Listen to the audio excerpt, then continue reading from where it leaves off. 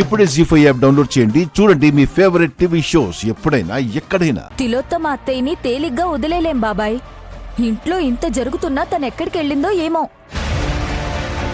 అవునక్క, బావగారిని కూడా వెంట పెట్టుకుని వెళ్ళలేదు. బ్యూటీ పార్లర్కి వెళ్ళుంటుందేమో. అక్కడికి గొడుగులా వెంట కొడుకెందుకని వదిలేసిపోయిందేమో. తిలోత్తమ తన అందాన్ని మెరుగులు దిద్దించుకోవడానికి వెళ్ళుండదు. తనకు అందని దాని గురించి ఆరా తీయడానికి వెళ్ళి ఉంటుంది. ఏమందులేదు స్వామి, అక్కయ్య బాగా హైట్ ఉంటుంది కదా. అందరూ మీలా ఉంటారనుకుని మీ ఇష్టం వచ్చినట్టు మాట్లాడకండి.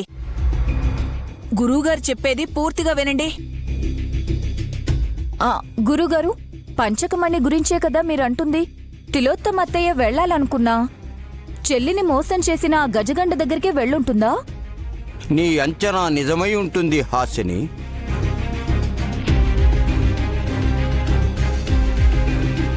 దురాశపరుడైన ఆ గజగండ దగ్గరున్న ఆ పంచకమణిని ఆ అత్తయ్య తీసుకొచ్చినా సంతోషమే స్వామి. నయని, విష్ పరిస్థితి చూడలేక నువ్వందరితో సానుకూలంగా ఉంటున్నావనుకుంటా. ఆ మణిని వదిన తీసుకొచ్చినా నీకిస్తుందా?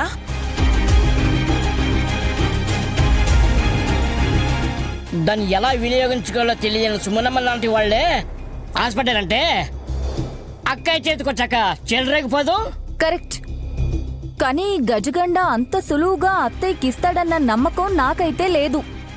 ఇవ్వడు, దొంగిలించాలి. అలాంటి పనుల్లో ఆ తల్లి కొడుకులు ఆరితేరిపోయారులేండి. మీ ఆయన ఇంట్లోనే ఉన్నాడు కదే.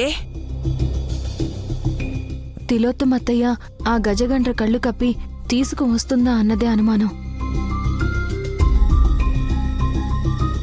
ఏది ఏమైనా అది అంత తేలికగా జరిగే పని కాదు నైని. విశాల ఆరోగ్యం కుదిరిపడాలి అంటే పంచకమణి నీ చేతికి రావాలి. లేదంటే ఆ చేతికి చరణం ఈ జన్మలా రాదని చెప్పకండి స్వామి. మీరుండండి, శుభం పలకండి ముందు. లేదంటే ఇంకేం చేయాలో చెప్పండి గురువుగారు. నైని మళ్ళీ మణికాంత గుడికి వెళ్ళవలసిందే. ఆ మాట ముందే చెప్తే చెల్లి ఎప్పుడో వెళ్లేది కదా గురువుగారు. లేదక్క, వెళ్ళాలంటే మళ్ళీ పౌర్ణమి రావాలి. వచ్చినా సరే ఈ లోపు అక్కడికి వెళ్ళడానికి దారి తెలియాలి. పెట్టిలో పత్రాలున్నాయి కదా స్వామి. ఒకసారి వెళ్ళాక మళ్ళీ దారి మారిపోతుంది.